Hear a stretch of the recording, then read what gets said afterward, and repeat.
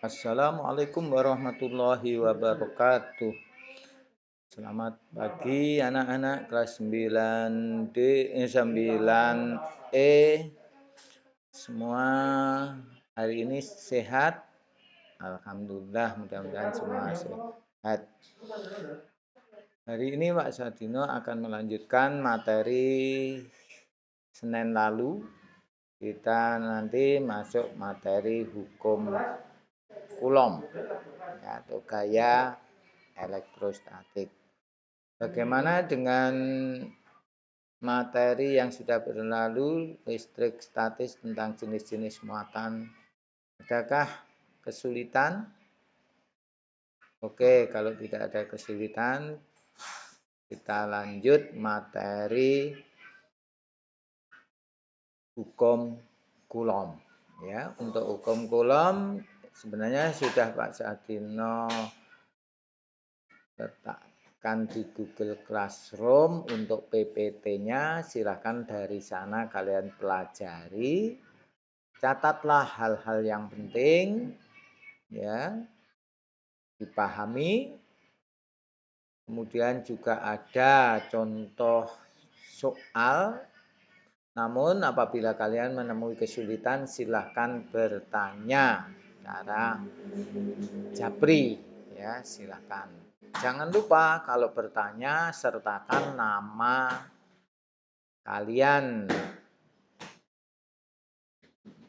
Kemudian diikuti kelas maupun nomor absen silahkan. Yang jelas tolong kalau bertanya di nama. Oke, supaya kalian tidak sulit ini saya tunjukkan PPT-nya. Nanti selanjutnya kalian pelajari sendiri. Di samping itu ada tugas yaitu LKPD. Silakan ya saya bukakan ini PPT-nya. Nah, ini PPT-nya.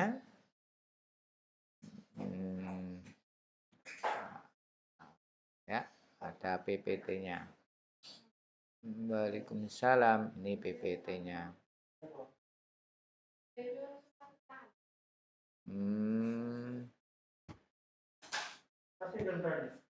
Nah, yang dipelajari konsep listrik statis. Muatan listrik sudah kita hari ini melanjut pada bagian 2 yaitu hukum Coulomb. Ya, materi hukum Coulomb macam ini. Oke. Terus muatan sudah, kita masuk pada hukum Coulomb. Ya. Perhatikan gambar dua muatan yang saling didekatkan ada di sebelah kanan, yaitu kalian perhatikan jenisnya ada positif itu muatan 1, muatan dilambangkan dengan Q1, kemudian muatan 2 dilambangkan dengan Q2. Karena saling berdekatan atau berada pada jarak R, ya, berada pada jarak R, sehingga gaya yang ditimbulkan berupa karena muatannya sejenis positif adalah gaya tolak menolak. Gaya dilambangkan dengan huruf F. F1, F2 artinya gaya yang terjadi dari muatan Q1, Q2. Kemudian kalau di situ ditulis F2 terhadap 1 berarti muatan 2 dipengaruhi oleh muatan 1. Untuk penulisan gaya itu dihilangkan indeksnya tidak apa-apa, hanya disimbolkan F, ya, disimbolkan F. Untuk muatan tetap saja biar saja Q1, Q2. Kemudian gambar bawahnya adalah muatan juga sejenis yaitu negatif dengan negatif. Kalau didekatkan akan juga terjadi gaya tolak menolak, saling menolak, ya, terpisah sejauh R. Oke, gambar yang ketiga yang bawah ini muatannya tidak sejenis, maka akan terjadi gaya tarik menarik. Apa toh hukum kolom itu, nah, peristiwanya begini, adanya tarik-menarik atau tolak-menolak antara dua muatan disebabkan oleh gaya listrik atau gaya Coulomb. Charles Auguste de Coulomb, ilmuwan fisika pertama bangsa Prancis yang meneliti gaya listrik. Ya, jadi orang yang pertama kali meneliti gaya listrik itu adalah orang berkebangsaan Prancis, ahli fisika, bernama Charles Augustin de Coulomb. Lah orang ini nama belakangnya ini diabadikan sebagai satuan dari besaran muatan. Jadi besaran muatan itu punya satuan yang namanya Coulomb. Oke. Loh, bagaimana rumusan atau pernyataan tentang hukum Coulomb atau gaya listrik tadi? Pernyataannya secara lengkapnya berbunyi begini. Gaya listrik tarik-menarik atau tolak-menolak antara dua muatan listrik sebanding dengan besar muatan listrik masing-masing dan berbanding terbalik dengan kuadrat jarak pisah antara kedua muatan listrik. Ini mengandung maksud bahwa besarnya gaya tolak atau gaya tarik, ya, gaya tolak atau gaya tarik. Gaya tolak itu kalau muatan sejenis yang dekatkan, gaya tarik itu apabila muatan tidak sejenis saling berdekatan.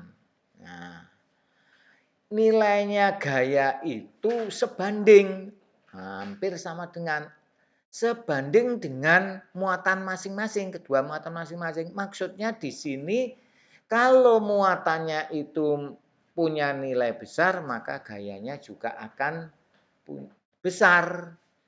Kalau kedua muatan itu kok nilainya kecil, maka gayanya juga akan dihasilkan kecil. Itulah yang dimaksud dengan istilah sebanding. Kemudian gaya juga punya hubungan berbanding terbalik dengan kuadrat jarak. Ini mengandung maksud bahwa gaya dengan jarak punya hubungan berbanding terbalik. Kalau nilai jarak kedua muatan itu kecil, maka gayanya akan besar. Ya. Kalau nilai jaraknya kecil, gayanya akan besar. Sebaliknya kalau nilai jaraknya itu besar, maka gaya yang dihasilkan adalah kecil. Nah, itulah yang dikatakan konsep berbanding terbalik. Kemudian kuadrat. Nah, kalau kuadrat berarti R-nya itu dipangkatkan 2. Bahwa F berbanding terbalik dari kuadrat jarak. Oke, bisa dipahami? Mudah-mudahan bisa paham. Hukum Coulomb dapat dituliskan dengan persamaan sebagai berikut. F sama dengan K kali Q1 dikalikan Q2 dibagi R kuadrat. F sebagai gaya, kemudian K ini adalah konstanta elektrostatik, konstanta pembanding, konstanta yang menyebabkan persamaan ini menjadi sama dengan Q1 dan Q2 itu kedua muatan. R kuadrat itu jarak kedua muatan. Gaya terhadap kedua muatan sebanding, gaya terhadap kuadrat jarak berbanding terbalik hubungannya.